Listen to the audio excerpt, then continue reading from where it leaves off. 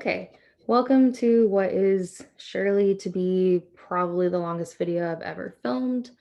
And I'm just going to work through every single problem that was involved in session 8. I spaced them out nicely.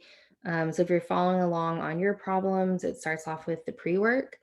And then at the bottom, it has the two in-class problems that neither group got to in class. The only thing I left off is the table.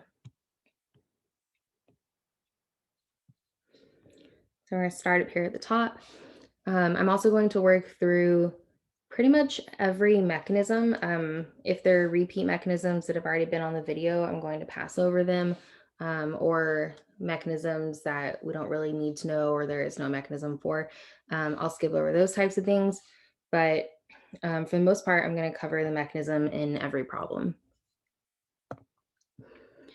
So in this first problem, we have a beta keto ester.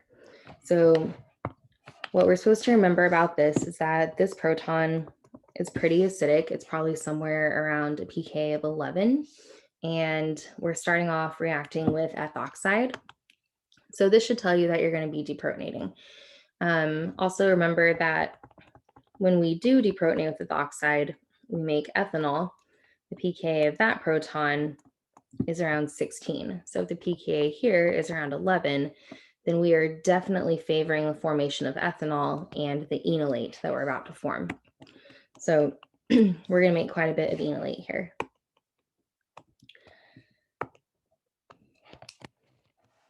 Okay, so step 1, we have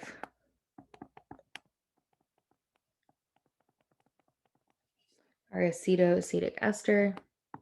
Here's our proton. Here's ethoxide.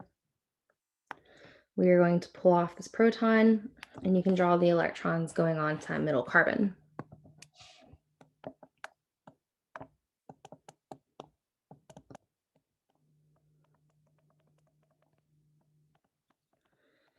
It's also important to remember that one of the things that contributes to the acidity of this structure is that it has several resonance forms. So you can always draw the enolate like this if you would like to. It's very clear which atom is nucleophilic in this structure, but there's also resonance with either carbonyl. So you could draw it like this. We're going to move to the side here.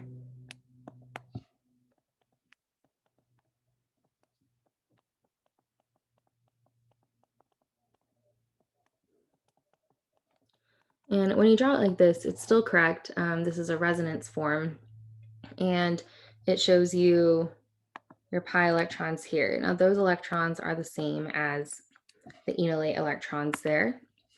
And the way that they behave as a nucleophile, instead of just directly reaching out the way that we would usually do, is one of the lone pairs on the oxygen comes down to reform a pi bond, and then these electrons go out to your electrophile. And when they do that, this pi bond is essentially swinging down to create a new bond here. So the electrons just kind of shift as they make their new bond with whatever your electrophilic species is. We can also use these arrows to draw yet another one of our resonance forms.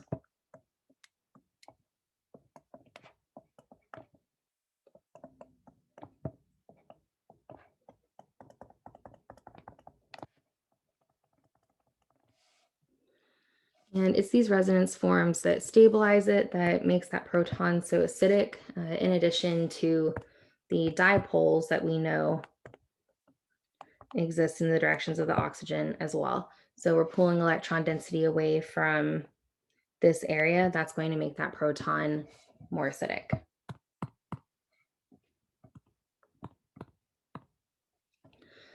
Okay, so resonance forms aside, let's move on with our mechanism. Actually, I'll leave those brackets. So in our mechanism, we are going to just use the structure that I originally drew as our nucleophile. So after step 1, this is what you have. Now in step 2, you're adding in benzyl bromide.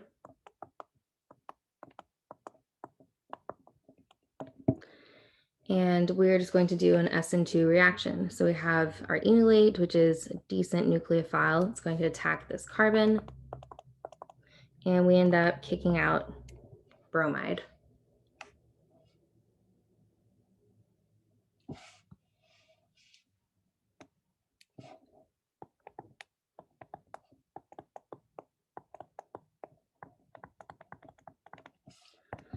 So this is the bond that we just made. Here is our benzylic carbon and our benzene. And then you also have bromide. But as that's an inorganic side product, just a ion, we're not super worried about it. The reason I drew this bond in yellow is because probably the most common mistake with this type of thing is students drawing the structure and actually losing the benzylic carbon. When you do that, you end up one carbon short. So make sure you're always counting your carbons.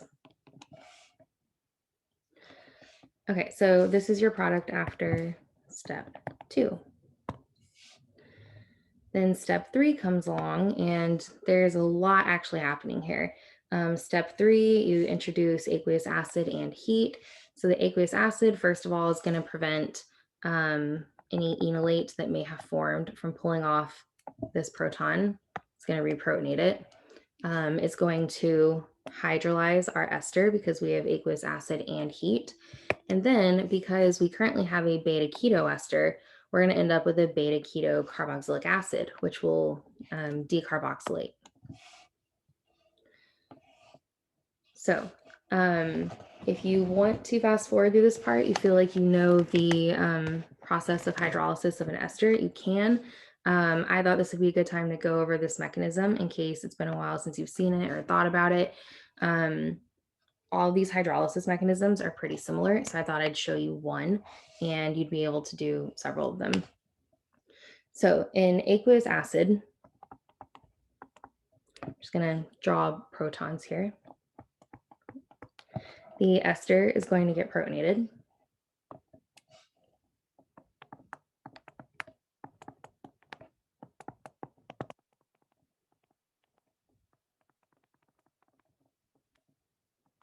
I'm going to shorthand the benzene using pH. Now, this structure is important because the oxygen is now protonated, putting a positive charge on the oxygen, and that actually makes our carbon here so much more electrophilic.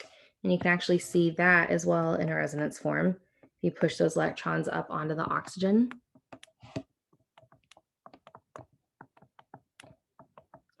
you're going to end up with a carbocation next to a hydroxyl group. And when you draw it as a carbocation, I think it's really very clear that that carbon is electrophilic. So we are in aqueous acid, which means we also have water. The water can come along and attack that carbocation, or you could draw it as attacking the carbonyl carbon here and pushing the electrons up onto the oxygen. Either way would be fine.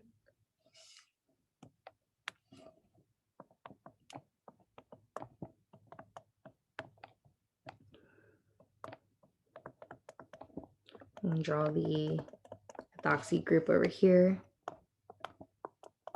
Move the benzene over to the side, just so I have a little more space. And there's our water that we put there. So before we move forward at all, oxygen does not like to be positively charged. So we're not going to do that to it. We're going to pick up one of those protons and neutralize the molecule before moving forward. I'm going to start moving down.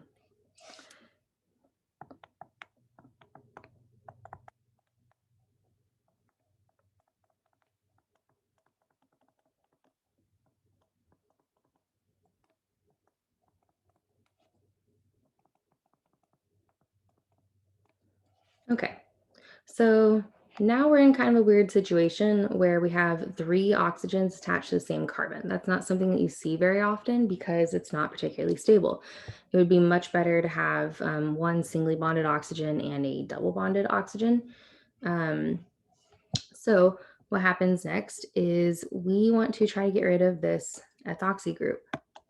And the best way to do that, since we're an acid, we're not going to be able to kick off ethoxide. The best way to accomplish this would be to protonate it. Just like when you want to get rid of a hydroxyl group, protonating it will get that done. I should be drawing equilibrium arrows. Working reactions with you guys all day made me drop those.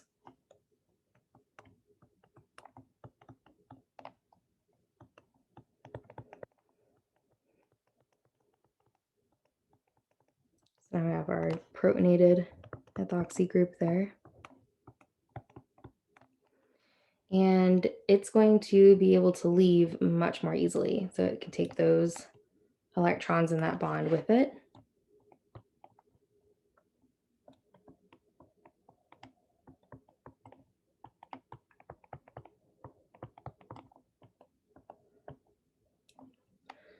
And now we have an equivalent of ethanol.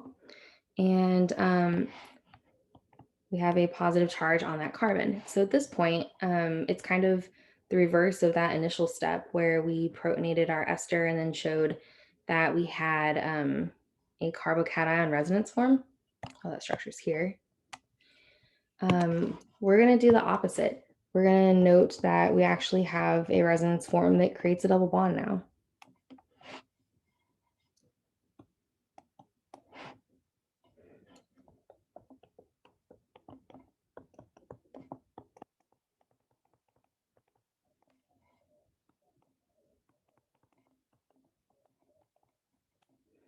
And to get to our carboxylic acid, all we have to do is deprotonate. So we could use ethanol if we wanted, but there's going to be a lot more water in the reaction mixture than ethanol. So water is the more likely culprit for the deprotonation.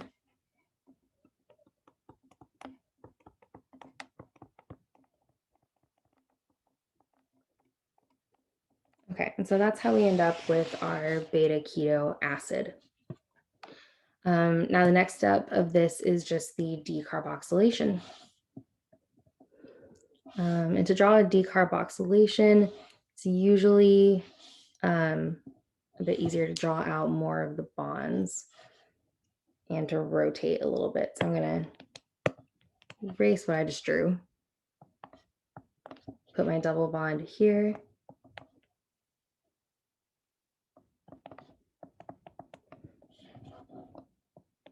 And draw my alcohol kind of off to the side. So a decarboxylation involves kind of just,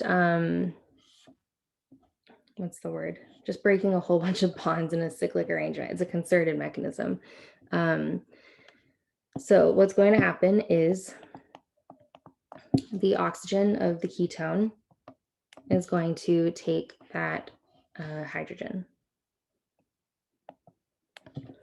The electrons in that bond are going to hop down here to create a double bond between the oxygen and this carbon. And when that happens, that carbon atom, I'll highlight it in blue, can't have 5 bonds to it. So that's going to cause this bond to break. And so it does. And we actually could have drawn this arrow like this if we wanted. Same effect. These pi electrons do have to go up onto the oxygen. Now from this, you don't end up immediately with the ketone that you're expecting. And it's not going to be reversible because we're going to lose an equivalent of carbon dioxide. What you're going to end up with is actually the enol form. So the electrons in this pi bond actually came from here. And then we're also going to have our benzene.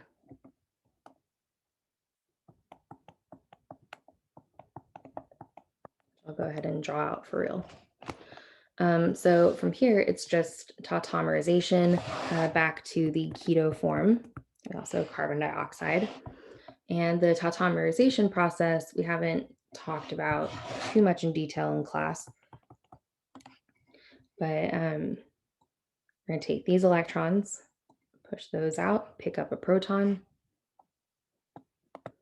This is an equilibrium process.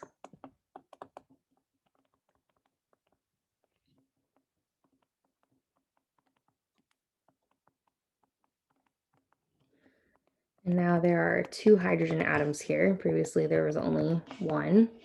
And we have our ketone now. It's just protonated. So all we have to do is grab some of that water from our aqueous acid, pull it off. Oops. And we end up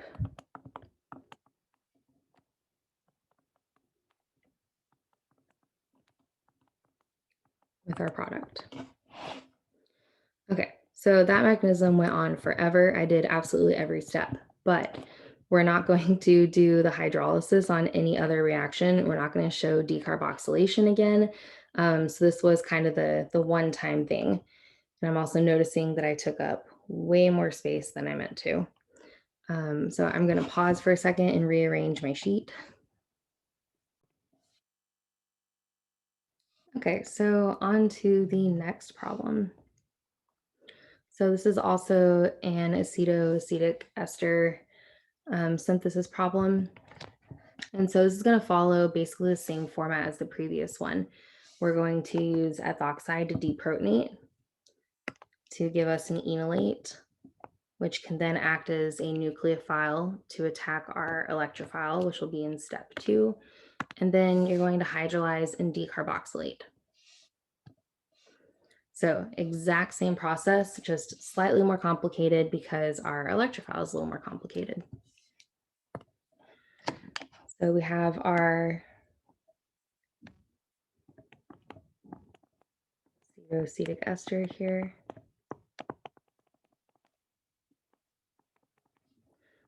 We have ethoxide. It's going to pull off proton, which is going to make an enolate. And we're only going to draw the one form this time. We're not going to go crazy with that.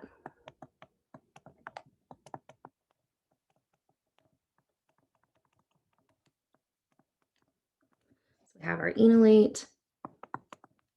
And then we have 1,4-diiodobutane.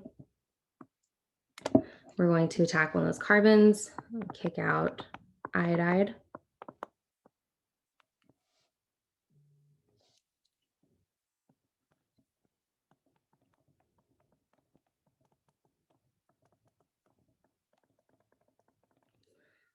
So again, here's the new bond that we just formed, and then make sure that you have 4 carbons. So this is carbon 1, 2, 3, 4, and we still have one more equivalent of iodine on there. And we also still have ethoxide. And this proton is just as acidic as it was here.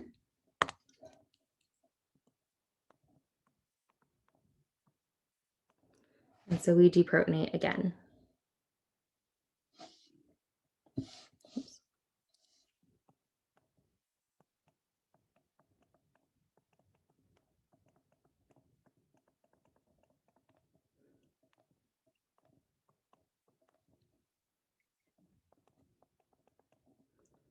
And now we have an enolate.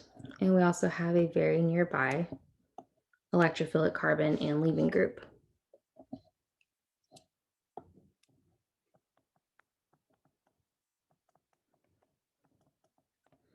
This is actually a really cool way of creating a cycloalkane on that alpha carbon.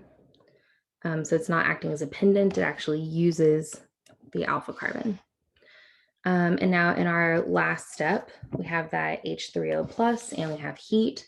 In this case, the H3O plus is not going to be involved in protonating any enolates. We've actually used up all of the alpha protons here.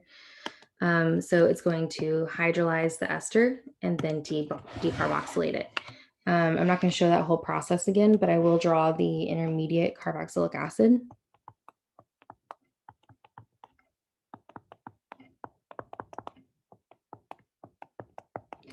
There's our carboxylic acid, and then it will get decarboxylated. So this is our final product here. So not too bad.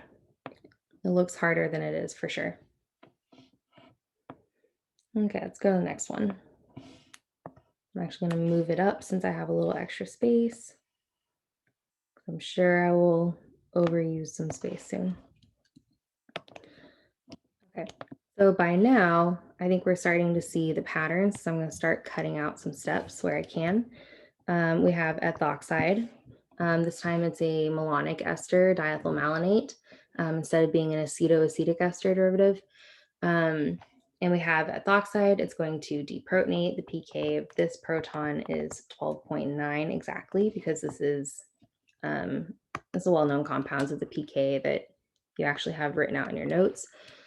So after step 1, we have an enolate. I'll go ahead and draw that out.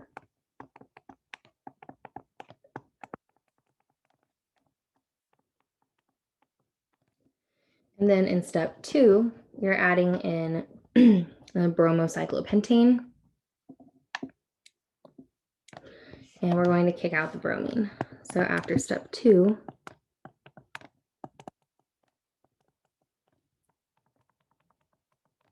oops, forgot we moved to diethyl malonate here. Now, don't get tricked into drawing what we had in the previous structure. We have a bond from our alpha carbon to the carbon of the cyclopentane. So this cyclopentane is actually going to be a pendant attached to the alpha carbon, and the cyclopentane does not include the alpha carbon.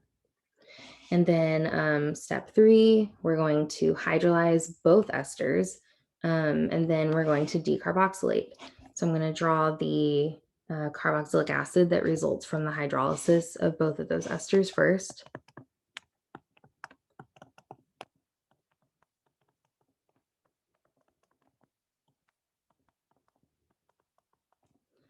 So now this is a malonic acid derivative, and one of these will decarboxylate. You can pick your least favorite, I guess, and kick it out. So with a little more acid and some heat,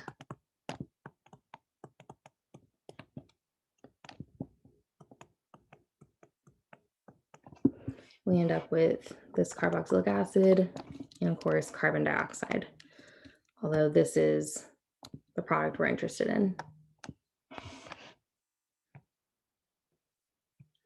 And that's that problem.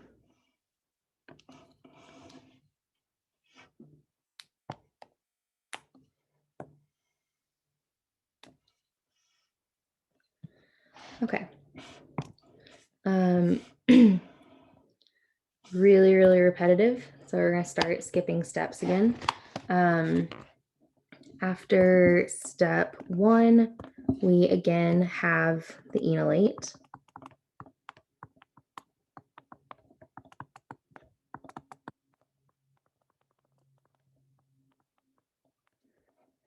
And we're going to add in this alpha bromo carboxylic acid. And we're actually going to kick out the bromine. So that's our purpose with this compound here. So after step 2,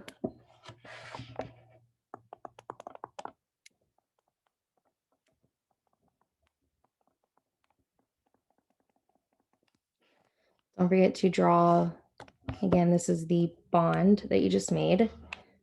Don't forget the alpha carbon here. It would be really easy to turn this into the carboxylic acid, but that would be incorrect, even though it looks like it should be right.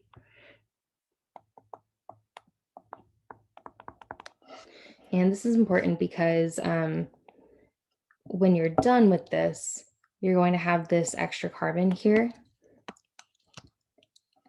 So after step 3, we're going to hydrolyze those esters and decarboxylate one of them.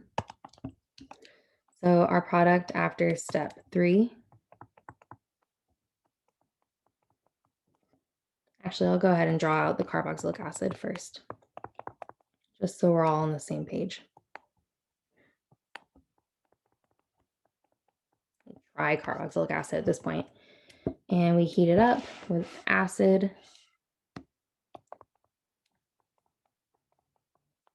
And we're essentially going to end up with the same compound again, but we have one more carbon. So this isn't a malonic ester derivative anymore. I said same compound, but I realized it started with diethylmalonate and not carboxylic acid. So ignore what I just said. This is your product.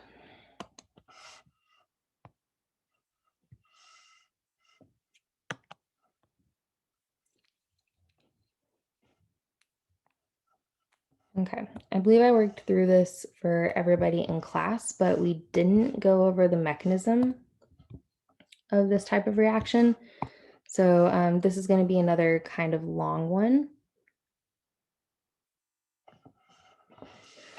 So in the first step, we have ethoxide. We have this proton here. The pK is probably pretty equivalent to the pK of something in between a diketone. So probably around 11 or so. And ethoxide is going to pull that proton off. So after step 1,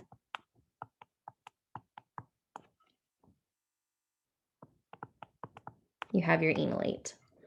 And again, we've added in benzyl bromide as our step 2. So here comes the enolate, kicking out bromine.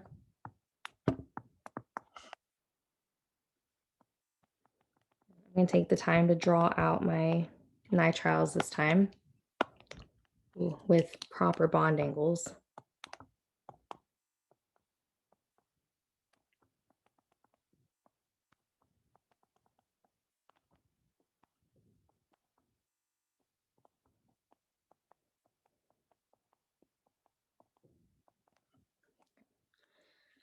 And that's still not,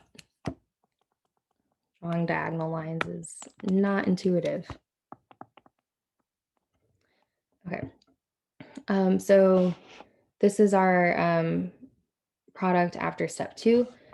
Step 3 goes at step 2. It's there to protonate any enolate that might be formed by leftover ethoxide. So this is actually our step 3 product. So then in step 4, we're adding in 2 equivalents of a Grignard. And this is where it gets kind of fun mechanistically. So I'm going to go ahead and write the number 4 here. This is going to be the mechanism for number 4. I'm going to rearrange our compound just so it's a little easier to look at and to work with.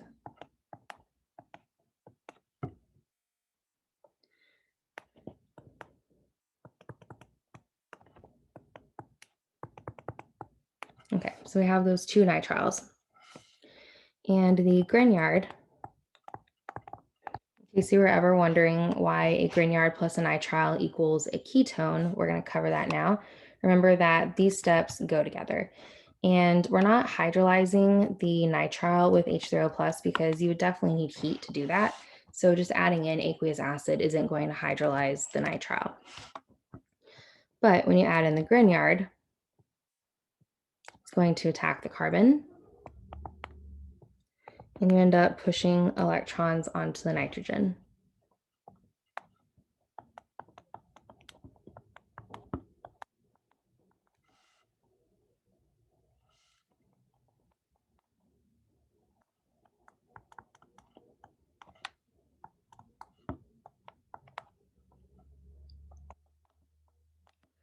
So the nitrogen will have two lone pairs, a negative charge, and then we have the three carbons from the Grignard coming off of that carbon.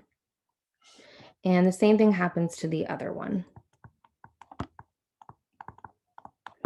And we're not going to be able to protonate that nitrogen or anything right now because we are in extremely basic conditions. We don't want any water around. It would kill off the Grignard.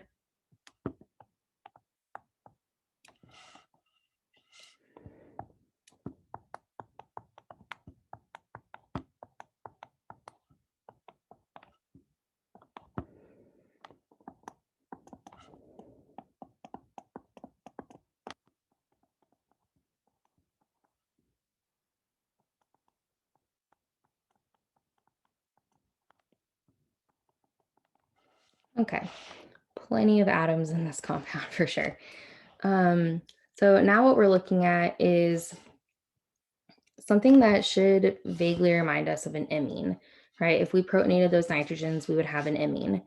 And sure enough, our next set of conditions is aqueous acid.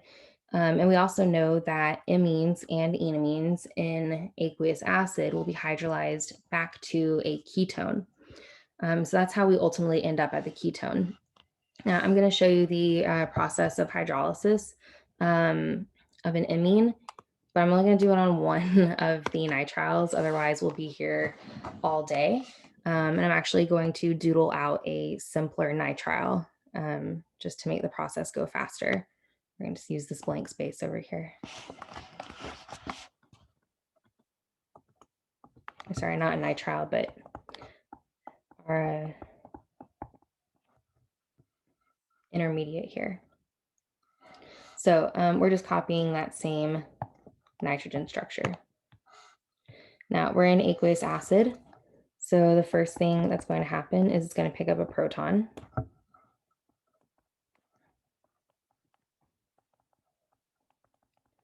And so now we actually have an imine. And again, we're still an acid, and the electrons on a nitrogen are fairly basic. So it would be pretty straightforward to pick up another proton.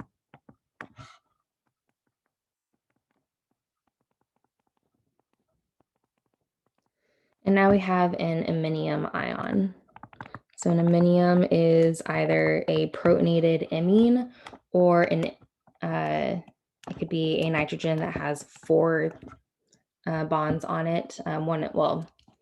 Three things bonded to it, four total bonds with the double bond. That's also an iminium. And the iminium ion has a resonance form. You can push those electrons onto the nitrogen.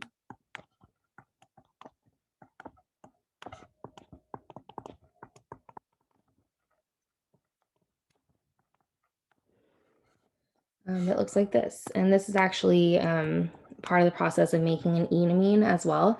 When you're making an enamine, you actually get stuck at an iminium ion, like the one I drew a second ago. If these are both R groups, you can't deprotonate it. And so you end up deprotonating here and pushing the electrons along that way. Or you could look at it as going through the resonance form with the carbocation and then deprotonating to satisfy that. Okay, so anyway, we're here now, and we're in aqueous acid, so we have plenty of water around. Water is definitely going to attack that carbocation. This should look a lot like the hydrolysis of an ester. You've seen this exact type of thing before.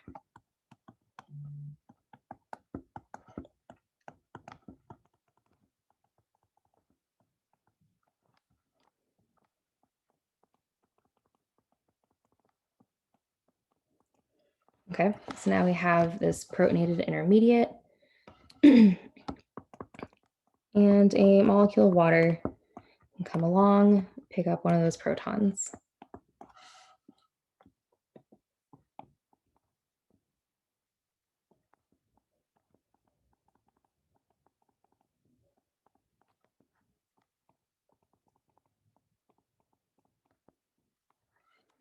Okay, so now we're here, and oops, the most basic pair of electrons on here are the ones on the nitrogen, but also we want to get rid of the nitrogen. And if we were to try to kick it out just by reforming a double bond right now, we would end up making an amide, which is definitely not going to happen in acid. You can't create a really, really strong base in acid. So just like when we're trying to get rid of an alkoxy group or a hydroxy group, we're going to have to protonate it. So pick up the proton.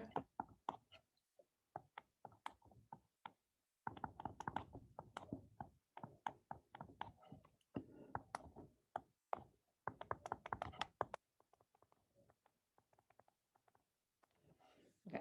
And now we can actually use the electrons on the oxygen to kick that out. You can also draw it step by step if you want, with the equivalent of ammonia leaving. What this gives us is an almost ketone and an equivalent of ammonia.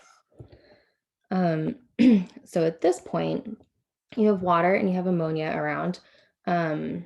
Ammonia is going to be the stronger base by a lot. Oops.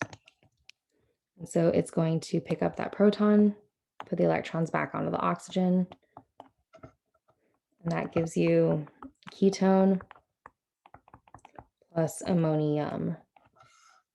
And that's how a nitrile that's been attacked by a Grignard goes through this whole process to end up as a ketone. Okay, so going back to our crazy compound over here, well, not crazy, just more complicated. We're going to assume that we just went through all of those processes on both of those nitriles.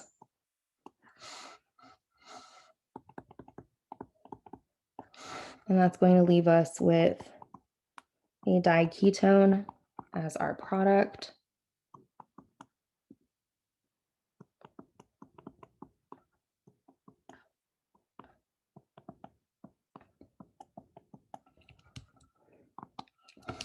Up a little bit.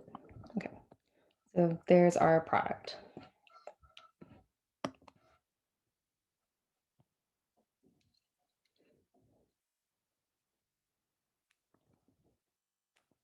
Okay, let's do the next one and keep moving these up to give us plenty of space for mechanisms. Okay, so in this one, the mechanism that we can look at is the formation of the enamine, and then we can remove it.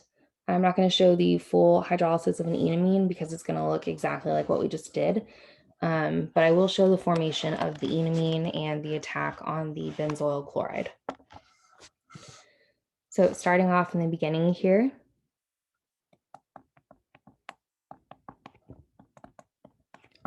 we have our cyclohexanone, and we are in acid. So we're going to protonate our ketone.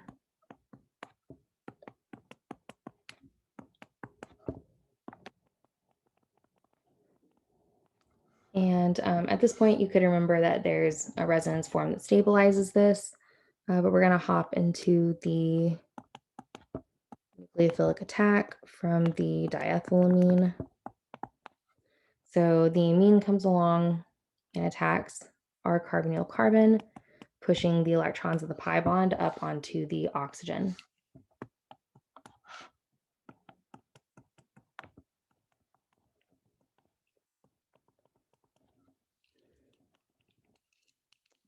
I need to give myself some room.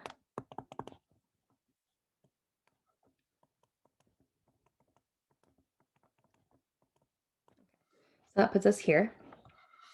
We obviously don't want to leave that positive charge on the nitrogen, so we're going to remove it using water. Or no, sorry, there's no water here. Let's use another equivalent of the amine. I'm going to shorthand it.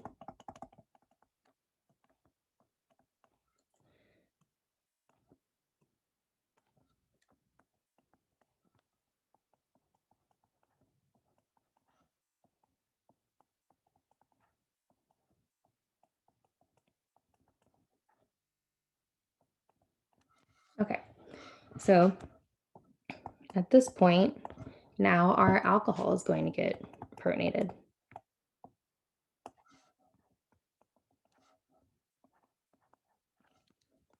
Not gonna be enough room.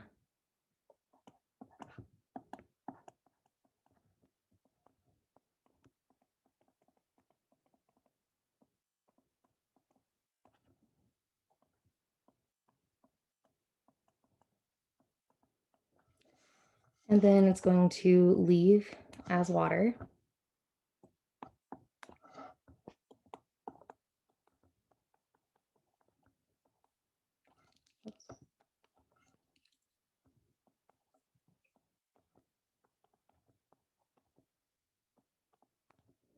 Leaving behind a carbocation next to that lone pair from the nitrogen. This has a resonance form.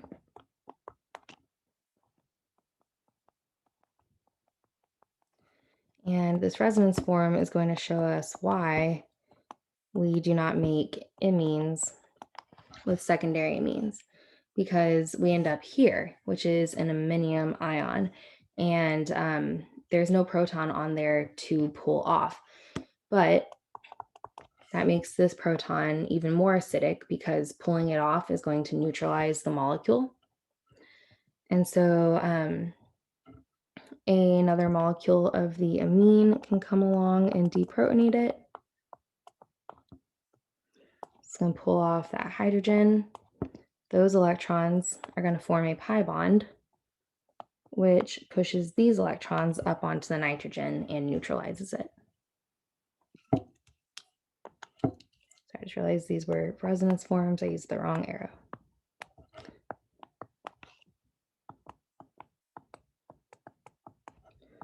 And that brings us to our enamine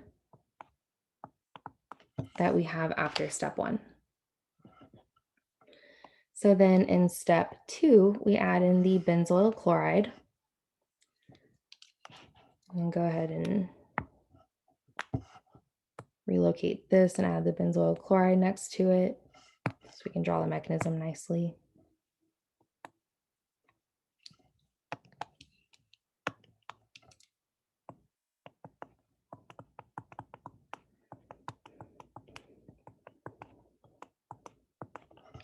So the electrons on the nitrogen come down, push out those pi electrons, which are going to attack the carbonyl of the acyl chloride, and that pushes the electrons from the pi bond up onto the oxygen.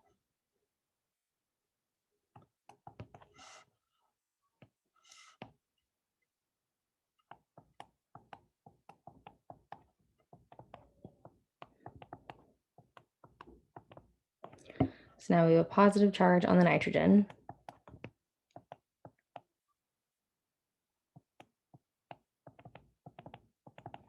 We have a negative charge on the oxygen.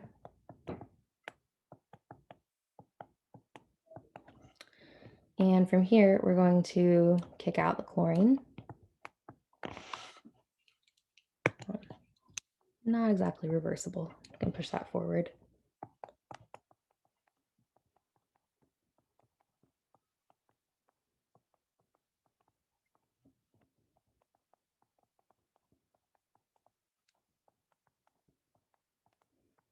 Okay, so this is the product after step 2. From here, we have aqueous acid being added, and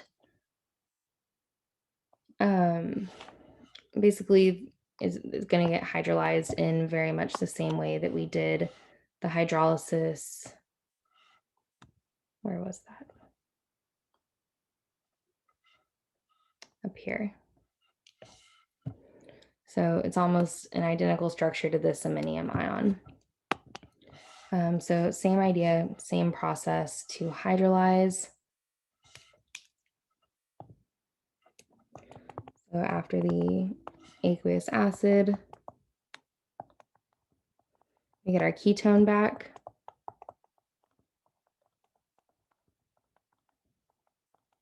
And now we have a diketone as our product. We also have an equivalent of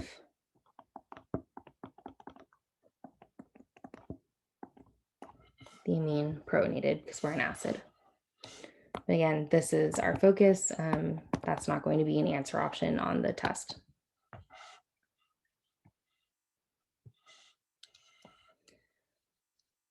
Okay, next one.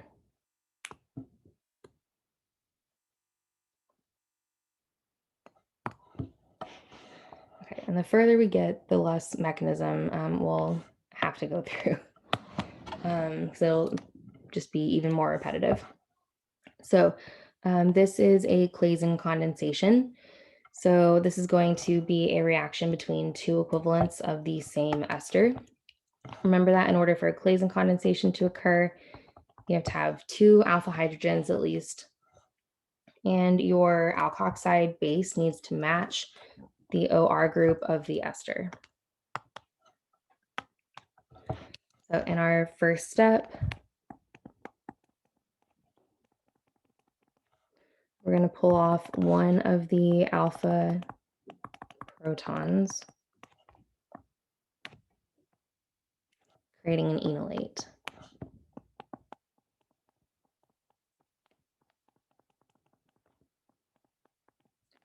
And now color coding very heavily. We're going to draw another equivalent of the ester and draw it upside down because that just looks nice when you're drawing the mechanism. So the enolate is going to attack and push the electrons up onto the oxygen.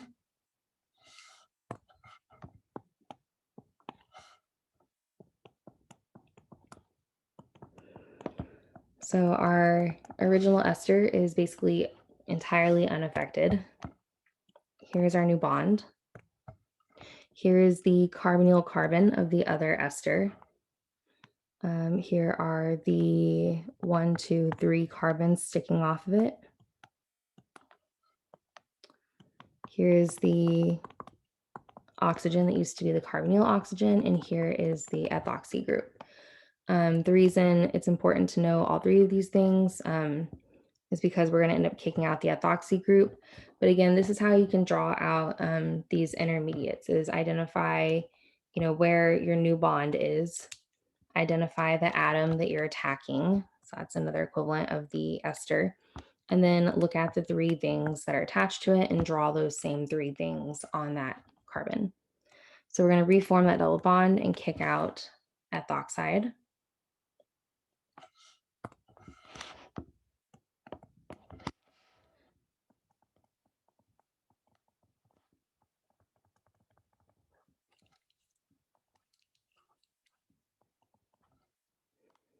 Here is the bond that we originally made.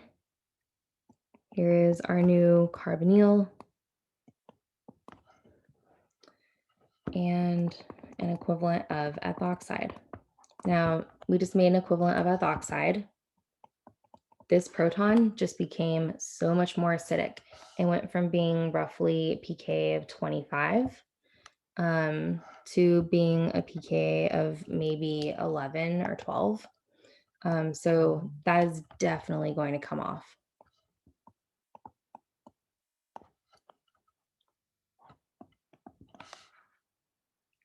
I'm also going to straighten out our product right now as I draw this out. So here are the atoms from the enolate ester. Here is the bond that we created. Here is my ketone, and here are the other three atoms. And we just deprotonated here. So this is why you always finish up a Claisen condensation with aqueous acid. We're not going to hydrolyze the ester. You definitely need heat to do that. But we do need to pick up a proton and kill that enolate. So that's the purpose here.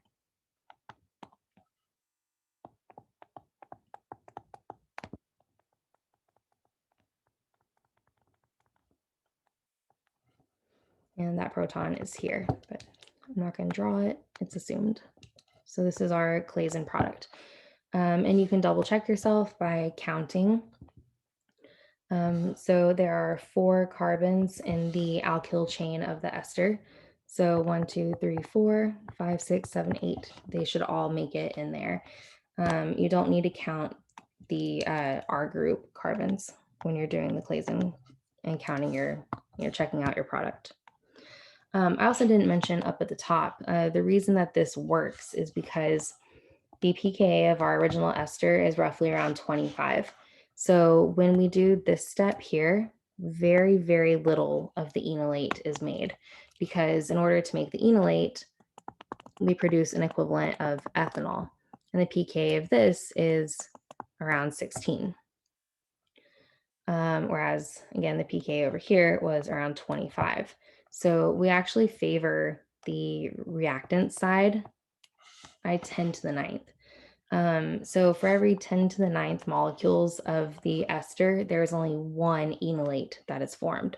And that one enolate is going to react with one of the, let's see, 1, 2, 3, 4, 5, 6, 7, 8, 9.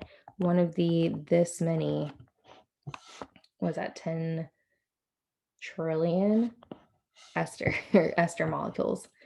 So that's why this works, and why the enolate is able to attack another molecule of the ester is because there is so much more of it. And every time you use up one of these, another enolate is made to replace the one that you used. And so that's what pushes this reaction forward. The other thing that pushes it forward is the production of ethanol, because once you get here, the pK of this proton is, again, probably 11 to 12. And so the ethanol that you make over here with a pK of 16, we actually favor the enolate 10 to the fifth versus 1 of the ester. And so that's why you have to add in acid in order to push that equilibrium towards the beta keto ester instead of the enolate. So it's all just an equilibriums game here, basically. And that's what makes the Claisen condensation super interesting and fun. And also remember, the product of a Claisen condensation is always a beta keto ester, unless you're doing a crossed Claisen and your enolate is coming from a ketone or something. Then it becomes kind of just a variety of Claisen. Speaking of varieties of Claisen, the Dieckmann condensation is a Claisen condensation done with a diester and results in a cyclic beta keto ester. So we're not going to draw out the full mechanism again, but we have a methyl ester, 2 methyl esters, and we have sodium methoxide followed by H3O+. This is your sign that you're doing a Claisen condensation, and in this case, it's Dieckmann just because it's going to be cyclic. Doesn't matter which of these alpha protons you pull off, they are equivalent to each other. So real fast, when you're trying to come up with your product, remember, if this is going to be your alpha carbon, that's where your enolate is going to form. Your enolate is going to be attacking the other equivalent of the ester. So all of the carbons in between the alpha carbon and the other ester will be part of the ring. So our ring will be 1, 2, 3, 4, 5, 6 membered. So after steps 1 and 2, we're skipping through the entire Claisen mechanism here. We should have a 6-membered ring, and we can number it. Carbon 1 will still have this ester on it. And on carbon 6, you're going to end up keeping your ketone. And if you need to see why that is again, revisit the earlier mechanism, this step here, where we reform the ketone and kick out the alkoxide. So this is our product after steps 1 and 2. And then we're introducing sodium methoxide. So again, we're using the same alkoxide, but this time it's not to do a Claisen condensation. There's no other ester present. It's to pull off this proton to make a nucleophile.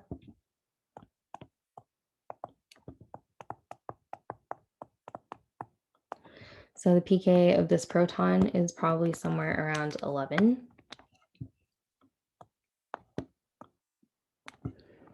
And we're going to be able to make an enolate very easily with it. So our product in step 3 here, it's not really a product so much as an overall intermediate, but it is the product of step 3. So that's our enolate. And then we're adding in methyl iodide.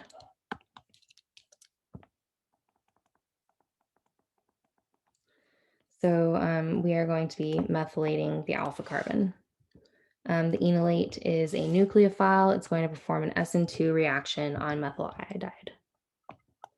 Methyl iodide, you might recall from OCHEM 1, is the perfect substrate for SN2 because it has a fantastic leaving group and it's also completely unhindered. So there's our methyl group.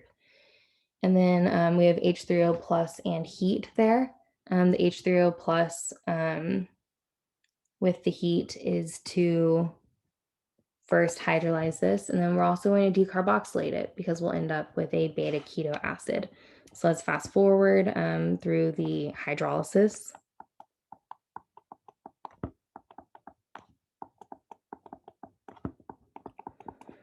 To a beta keto acid. And then with heat and acid, that's going to be decarboxylated.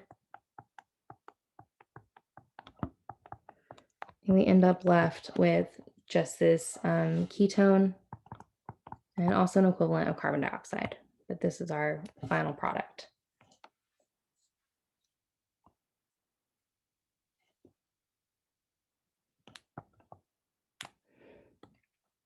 Okay, this reaction is actually not as complicated as it might look.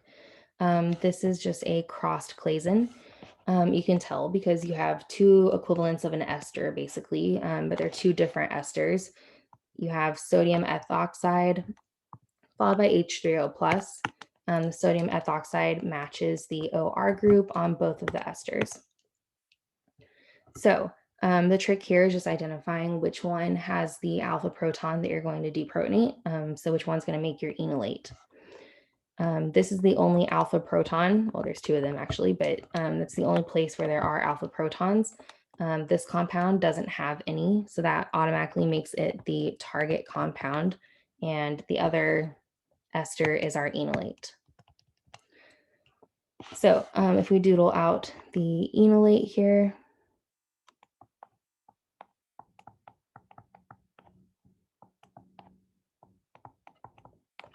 I don't know why I drew this over here. I'm going to relocate it.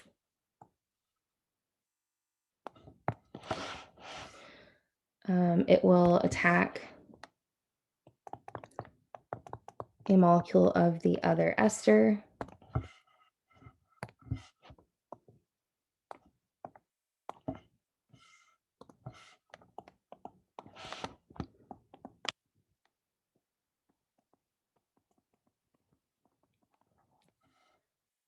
Here's the bond that we made through that attack.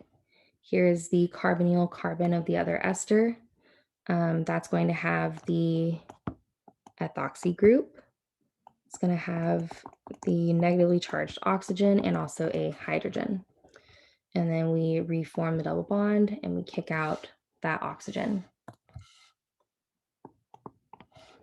So that's going to leave us with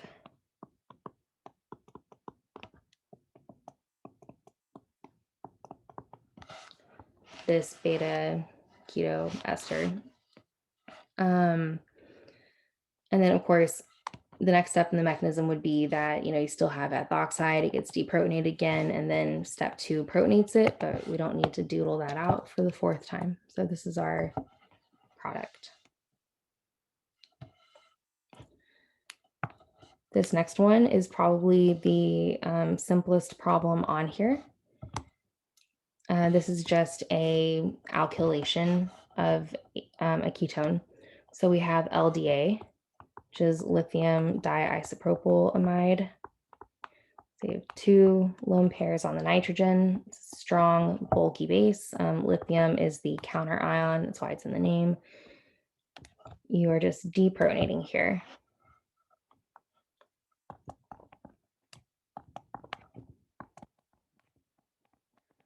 have your enolate. We can draw the resonance form.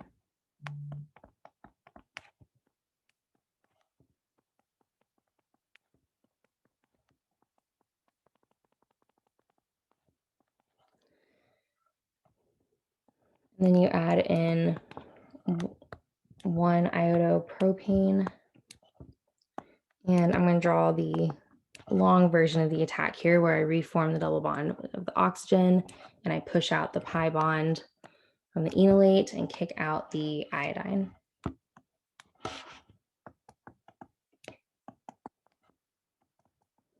And that leaves us with this ketone.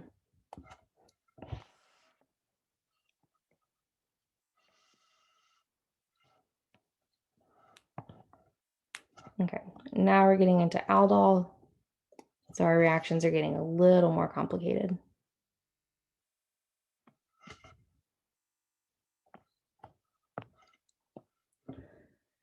In this first step here, we have 2 butanone, we have sodium hydroxide, we have water, 5 degrees Celsius. So if we kind of break this up, the low temperature here indicates that we are doing an addition.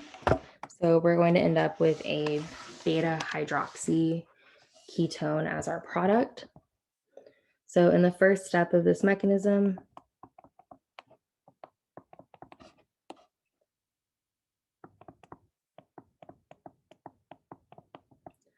we are deprotonating. And just like with the Claisen condensation, this is a numbers game. The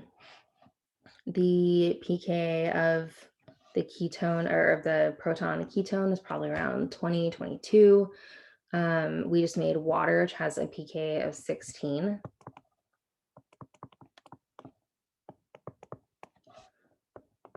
So it's actually our starting materials that are the favored side here. So we are making, for every 10 to the 6th ketones, we end up with 1 enolate. And so that's why it ends up attacking another equivalent of itself. So let's go ahead and draw that other equivalent.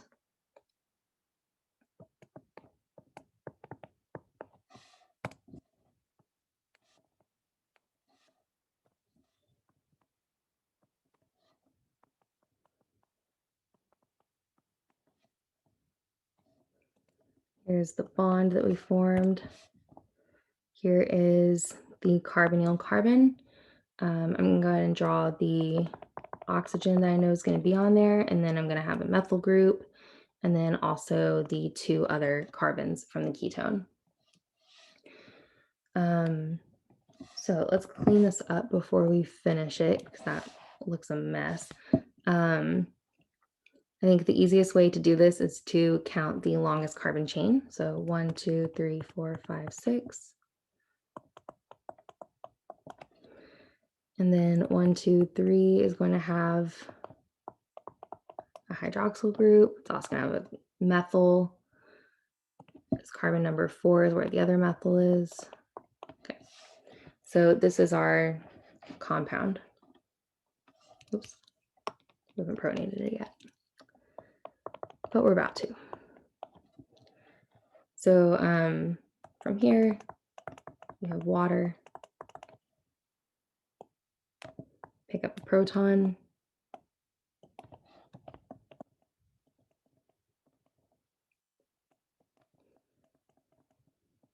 You might also see a reaction done like this and then an aqueous acid workup or something. So that is how we get to here. You can also, especially with aldol, always double check your products. 1, 2, 3, 4, 5, 6, 7, 8. I should have 8 carbons because I'm adding 2 equivalents of a 4 carbon ketone. So that's another way that I can convince myself that I ended up with the right product. Also, you can double check yourself by labeling your alpha and beta, making sure that your hydroxyl group ended up in the correct place, that your beta carbon is what used to be a carbonyl carbon. If it's not, you definitely messed up.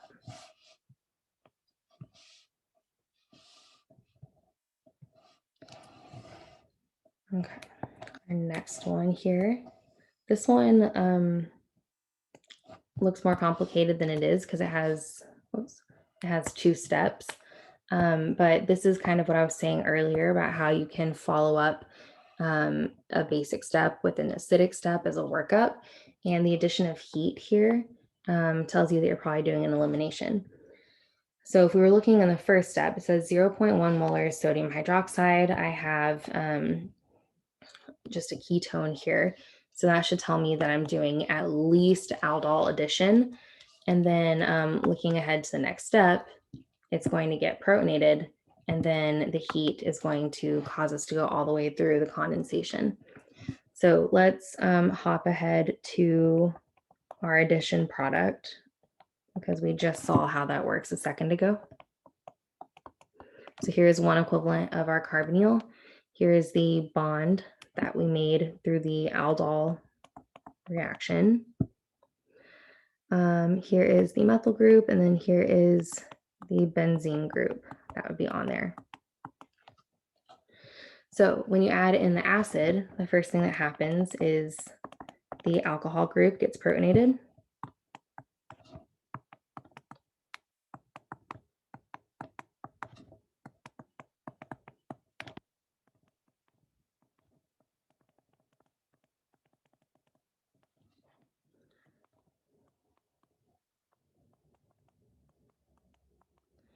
And then that is able to leave.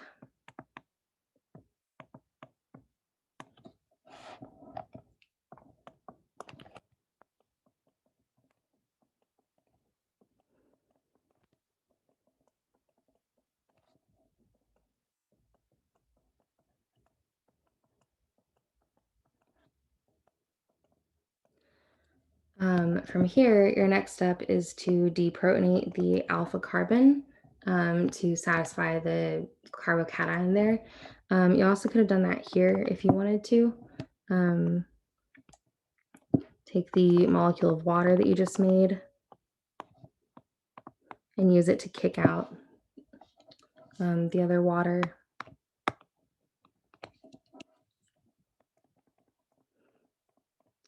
Or you can show it stepwise. And that gives us our condensation product. I'd really like to draw that out to the side and make it look nice.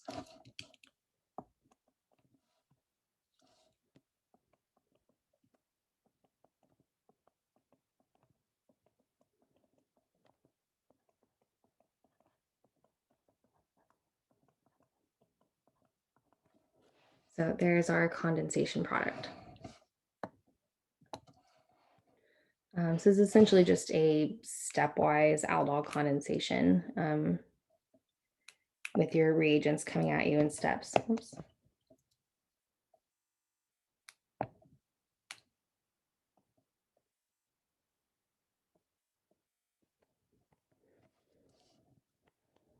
Okay, so for this next one, we have yet another aldol condensation. We have a ketone and an aldehyde, and I believe I worked through this one with both of my classes. So we already know that this is our proton that we're pulling off. The reason being, neither of these carbons make good alpha carbons for this situation because it'd have to react with the nearby carbonyl, and that would give us a 1, 2, 3, 4-membered ring. And 4-membered rings have a ton of ring strain, and so they are unlikely to form. But we can easily pull off this proton and create a 6-membered ring. So I'm going to go ahead and show that 6-membered ring product.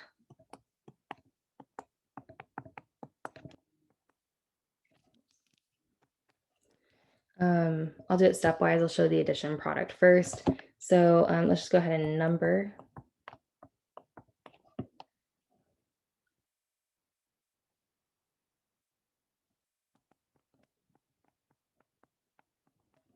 So carbon 2 is still going to have the ketone on it. And then carbon 6 is going to end up with the hydroxyl group. And then if we continue through the condensation steps,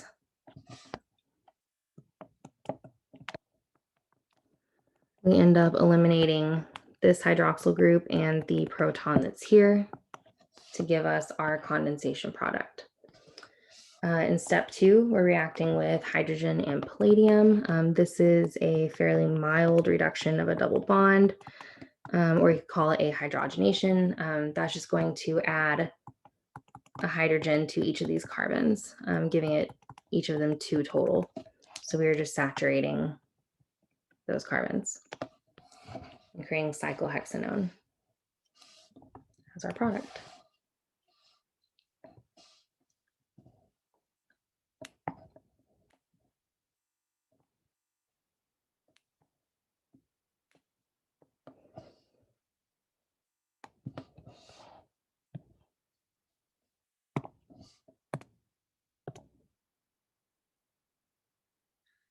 Okay.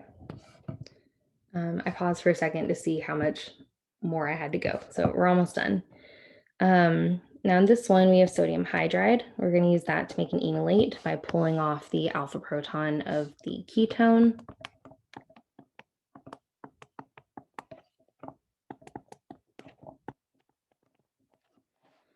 And then in step 2, we introduce an ester.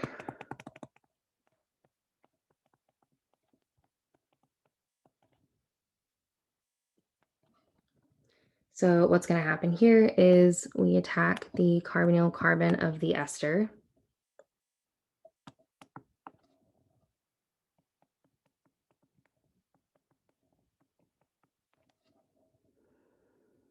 Here's the bond that we just made.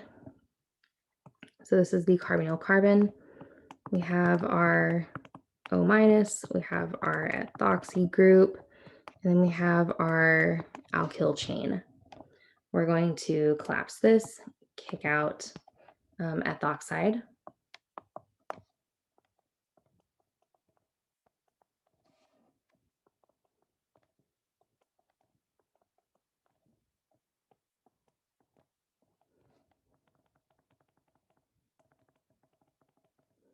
And this is actually our product, but remember the aqueous acid step is here because this would actually deprotonate again to give us the enolate. And then step 3 would come and reprotonate it. So we ultimately end up with this product.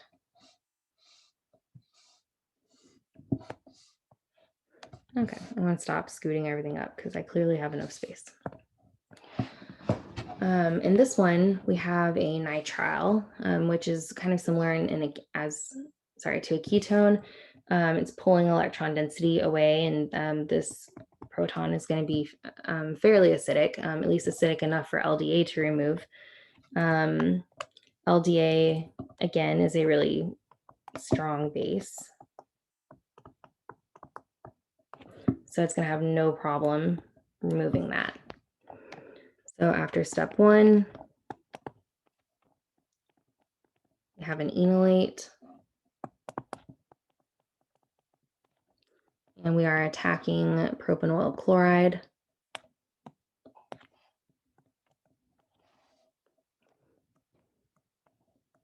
I'm going to put the nitrile up so it's easier to read.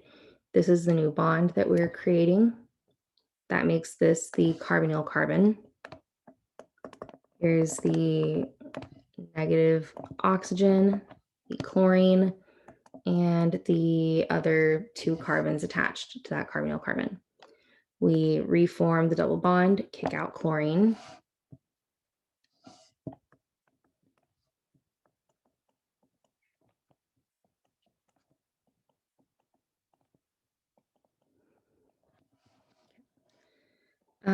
So this is our intermediate. Now, the rest of this, we've actually seen the mechanisms for. We didn't go over the mechanism of an acetal today, but that was also several chapters ago, so I don't really feel like we need to. There's definitely a video where I walked through the entire mechanism. So this is our product after step 2. After step 3, this ethanol in excess with acid, since there's no heat, it's not going to be able to do anything with the nitrile, but it is going to turn the ketone into an acetal.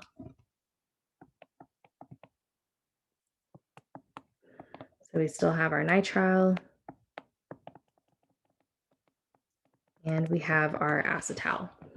And the purpose of the acetal is to serve as a protecting group, because we're going to react with a Grignard followed with an aqueous acid workup. And we know that Grignards react with ketones just as well as nitriles. They're actually more reactive with ketones than nitriles. So we want to protect our ketone. Remember, acetals are base stable, so they're not going to be reactive in basic conditions. So after steps 4 and 5,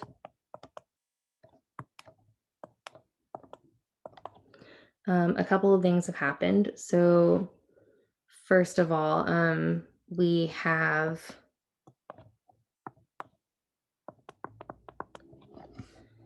an aldehyde here. Wait, oh, that was a total brain fart. I was wondering where the other carbons were. I forgot about the Grignard.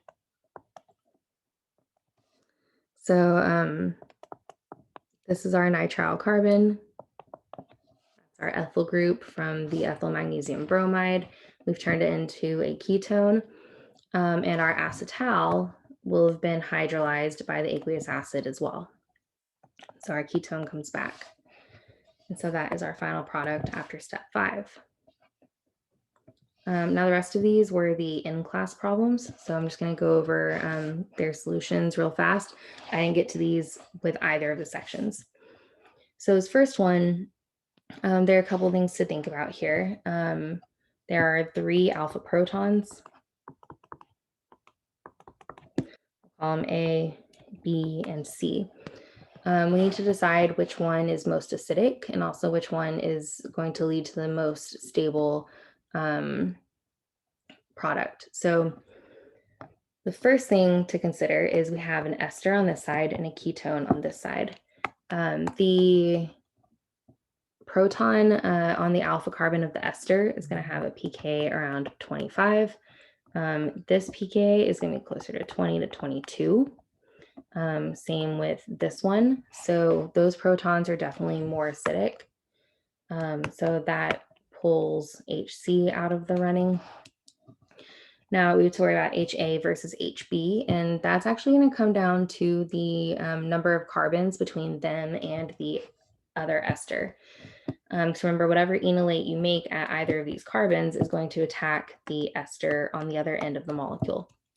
So if we attack with HA, that's going to give us, let's color code HA, a 1, 2, 3, 4, 5, 6, 7, 8 membered ring. That's not great. For HB, that's going to give us a 1, 2, 3, 4, 5, 6 membered ring. That is perfect. So that's what we want to do. And remember, the step 2 here is just for protonating the product, because it's going to end up getting deprotonated. So let's draw a 6-membered ring.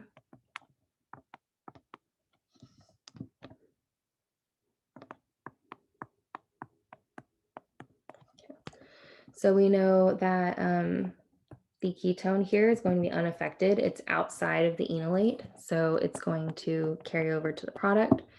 And then carbon 6 is going to be the one where we end up having that negatively charged oxygen and the ethoxy group. And then we reform the double bond of the oxygen and kick out the ethoxy group. So that's going to be our ketone.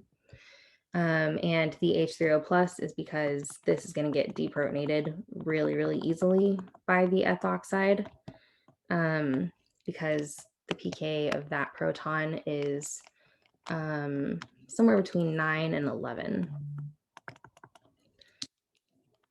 So that's why we have that final aqueous acid workup step. But this is our overall product from this reaction.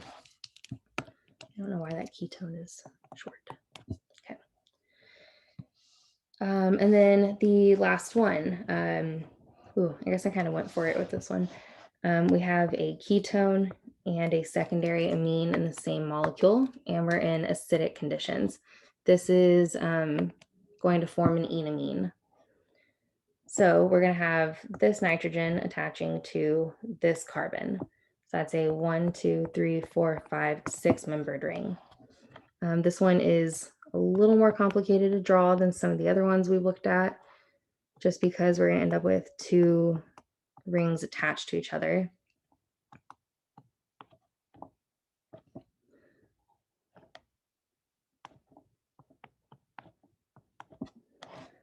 And then we have the nitrogen here. And then the other kind of tricky thing that you have to realize is, where does the double bond form? So when this first forms, you're going to end up with an intermediate iminium ion. And that iminium double bond is going to be between the nitrogen and the carbonyl carbon, which is here. And it's the breaking of that double bond by deprotonating that causes the enamine formation. So knowing that helps you figure out where to put that. So you have a base somewhere in this reaction mixture. It could be another amine floating around. Maybe it's chloride. Something has to pull it off. It could be actually probably the water that you made would be better.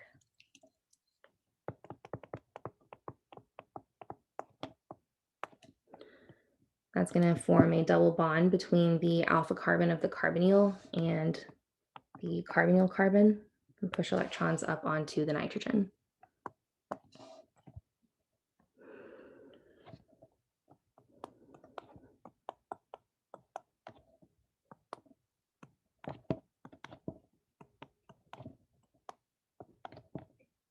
Okay, so our enamine. And then this gets to be really fun. We're going to attack this acyl chloride, which is something we've done before. So this is an acylation. The only trick is knowing where that acylation is occurring. It has to occur on this carbon because that's where the double bond of the enamine is. So that's where our extra electrons are. And we could have deprotonated over here. It's definitely the less hindered one, but this is the more substituted double bond. So that one is more likely to form. So those electrons are going to push out.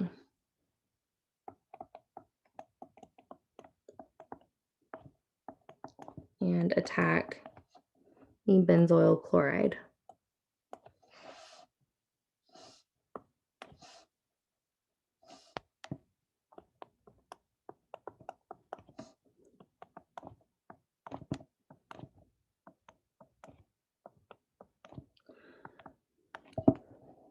So we have a new bond here. And I'm going to go ahead and skip through the kicking out of the chlorine.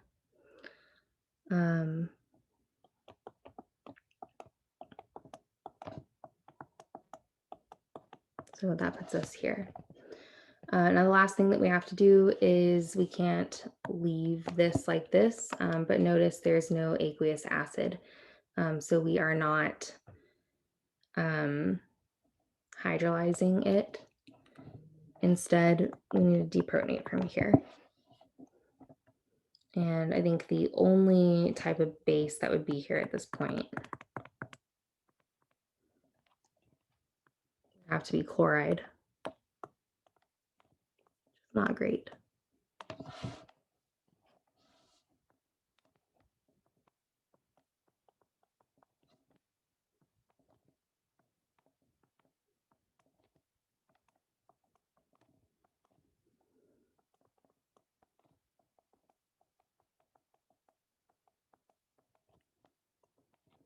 So we end up with an enamine anyway. And that is all of the problems from problem session 8. I'll upload this video and this key all at the same time.